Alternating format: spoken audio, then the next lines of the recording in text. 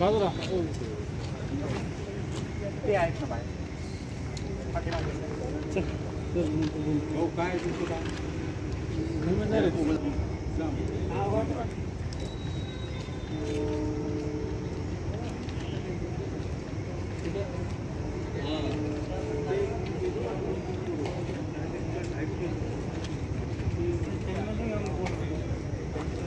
पाण्यावर एक सीन आहे.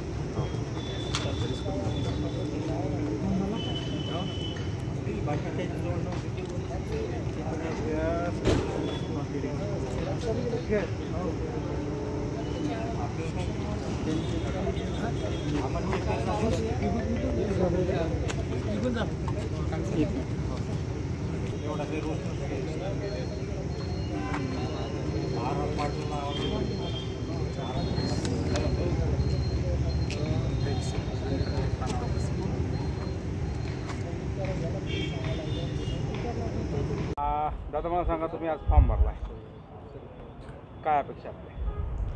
अपेक्षा आता जनता ठरवेल की जनतेला काय अपेक्षित आहे. जनतेला 25 वर्षापासून सत्तेत असलेले दादाराज पुन्हा हवेत की नवीन चेहरा हवा आहे जो त्यांच्यासाठी आवाज उचलायला रस्त्यावर यायला तयार आहे.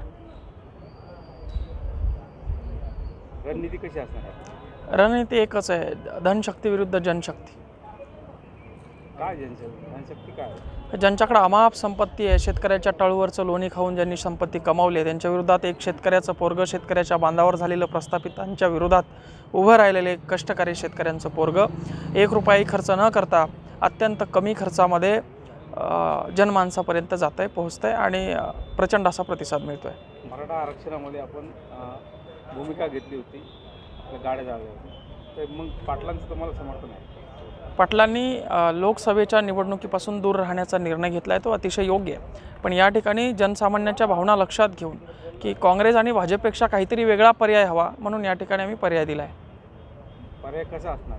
पर्याय अपक्ष उमेदवार असणार आहे, जो तुमच्यासाठी लढू शकतो, वेळप्रसंगी रस्त्यावर येऊ शकतो, शेतकऱ्यांचा आकांत त्या लोकसभेमध्ये मांडू शकतो. तुमच्याकडे हिंगोली जिल्ह्याचा विकास आराखडा काय? रावसाहेब पाटलांनी इथं विकासाचा धडाका लावला होता, खूप विकास केलेला. असं काय विकास केला आहे मला सांगा ना तुम्ही. त्यांच्या जवखेडा गावामधून एक डांबरेल रस्ता आणला, सिमेंट रस्ता म्हणून जालन्याचा विकास झाला का? आज शिक्षण व्यवस्था जालन्याची कोलमंडली आहे. पत्र्याचे कॉलेज या जालना जिल्ह्यात आज आहे. या जालना जिल्ह्यामध्ये आरोग्य व्यवस्था नाही. एखाद्या बाईचं ऑपरेशन डिलिव्हरी करायचं तर सीझर डायरेक्ट प्रायव्हेट हॉस्पिटलमध्ये करतात, 2-2, 3-3 लाख रुपये घेतात. पोरांना प्यायला शुद्ध पाणी नाही, 15-15 दिवसाला पाणी यायला लागले, कधीही लाईट जाते, कधीही लाईट येते. काय विकास केला आहे दादांनी? तुमचा प्रचार कसा असणार? प्रचार माझा जनता करणार आहे, जनतेपर्यंत मी चिन्ह पोहोचवण्याचं काम करणार आहे. जनता हा बदल घडवून आणणार आहे. माझ्याकडे प्रचार प्रसार करायला सुद्धा संपत्ती नाही. सोशल मीडियाच्या माध्यमातून, तरुण पोरांच्या मित्रांच्या माध्यमातून मी प्रचार प्रसार करणार आहे. चिन्ह कोणतं असणार?